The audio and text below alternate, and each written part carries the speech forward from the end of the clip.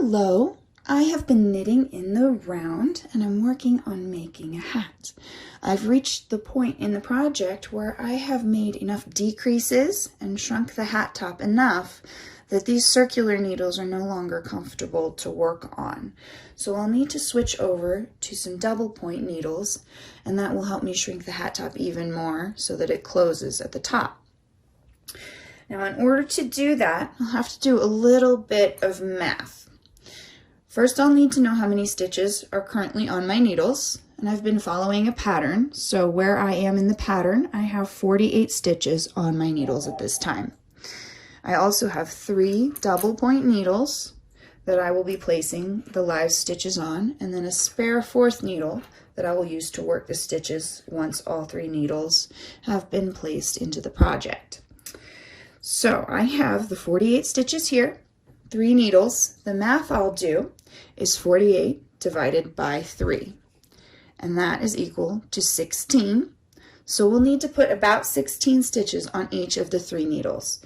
Now this won't be exact because we've got some decreases here in the hat, and we'll want to keep the decreases on the needle together so that we're able to knit 2 together properly. So let me show you how we get stitches from the circular needles onto the double point needle. Pick one double point needle up with your right hand and your work in your left hand, just as you've been doing. Stop knitting with the other end of the circular needle and you'll start knitting with this double point needle. You can set the stitch marker aside and keep track of your first stitch with your tail. That will be where your first stitch is on this first double point needle. And then simply start working, and as I said, we'll need about 16 stitches per double point needle.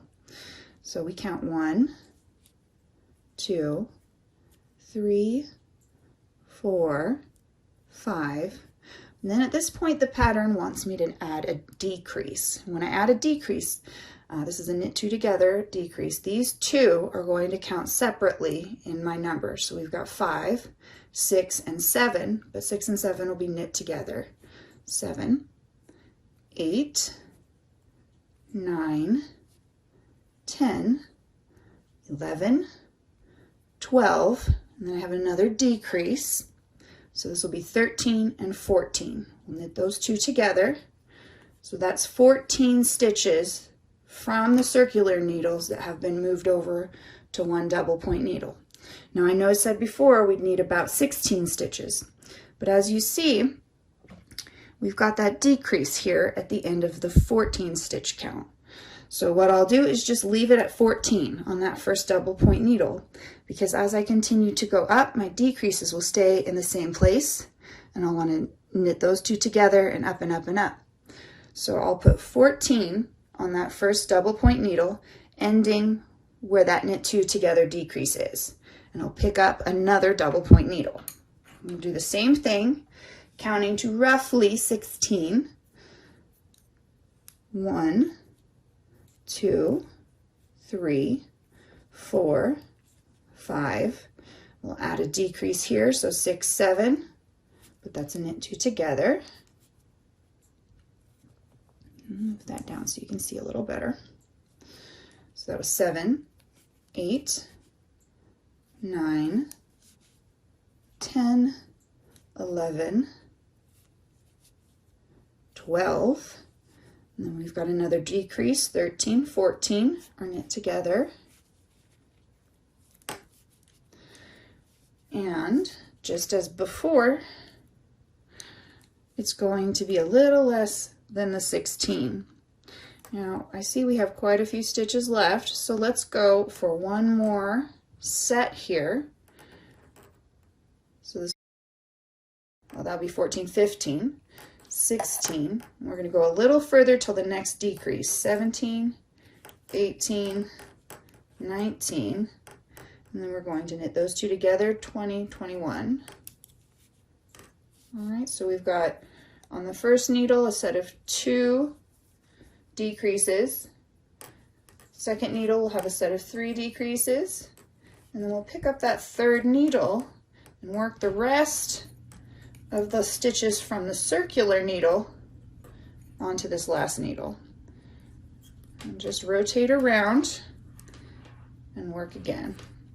I'm not going to bother counting because I'm just going to work the rest of this onto the final third needle.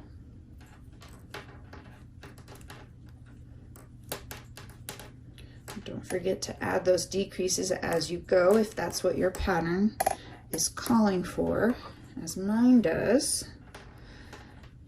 And I will link this pattern down below in the description if you're interested in following along. As I said, I'm just making a simple beanie.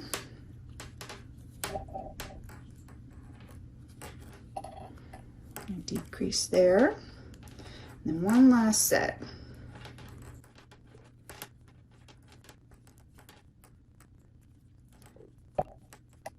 Alright, and at that point, the circular needle comes free, and just falls down, and you've got all of your work on 3 double point needles. Set those circulars aside,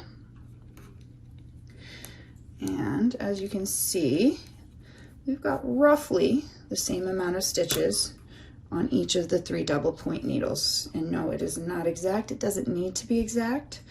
But if you watch those decreases and make sure you end your set of double point stitches for each needle with a decrease, it'll be a little bit easier to continue working.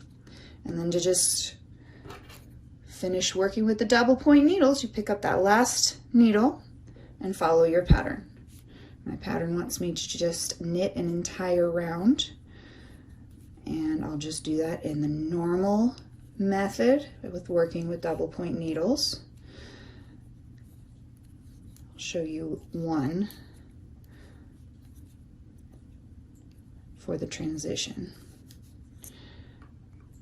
And then you just rotate and keep on working like you have been, and you've fully switched from these circular needles onto the double point needles. So I hope that you found that helpful, and I hope you have a wonderful day.